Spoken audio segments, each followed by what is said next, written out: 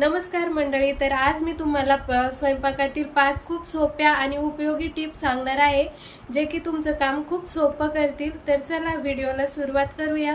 तर नंबर 1 ची टिप अशी आहे की कांदा कापताना बऱ्याचदा असं होतं की आपल्या डोळ्यांमध्ये पाणी येतं।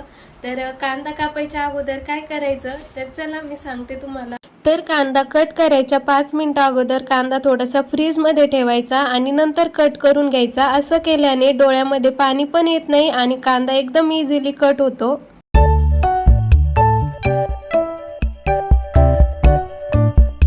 नंबर 2 ची टिप अशी आहे की सकाळी सकाळी सर्वच लेडीजला खूप गडबड असते। कोणाला डब्बा द्यायचा असतो तर कोणाची वेगवेगळी काही गडबड असते।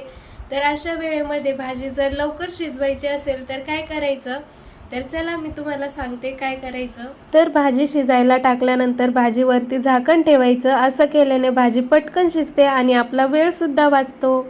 आणि नंबर 3 ची टिप, भाजी जर तिखट झाली तर काय करायचं, तर चला बघूया। एखाद्या वेळेस आपल्याकडून भाजी कळत न कळत तिखट होऊन जाते, तर अशा वेळेस घाबरून न जाता भाजीमध्ये थोडंसं दही टाकायचं किंवा थोडीशी साखर टाकायची। असं केल्याने भाजीची टेस्ट बॅलन्स मध्ये येते। नंबर 4 ची टिप अशी आहे, पोळी जर मऊ लुसलुशीत पाहिजे असेल तर पीठ मळताना त्यामध्ये काय टाकायचं, तर चला दाखवते। तर पीठ मळताना फक्त पाणी नाही तर थोडंसं कोमट दूध घाला, त्यामुळे पोळी खूप सॉफ्ट होते। आणि थोडंसं मीठ पण घालायचं आहे दुधामध्येच आणि त्यानंतर मग वाटीभर कोमट दूध घालून घ्यायचं आहे। आणि पीठ मळून झाल्यानंतर पीठ 10 ते 15 मिनिटं झाकून ठेवा, यामुळे पोळी अजून मऊ होते। आणि आता नंबर 5 ची टिप, तेल जर कमी वापरायचं असेल तर काय करायचं, तर चला बघूया।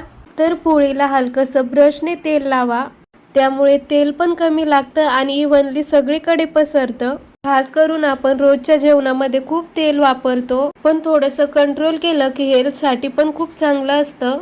चमच्याने जर टाकलं तर कधी कधी खूप जास्त होतं, पण ब्रशने लावलं की जितकं पाहिजे तितकंच लागतं। मी स्वतः ही ट्रिक वापरते, खूप फरक जाणवतोय मला याने।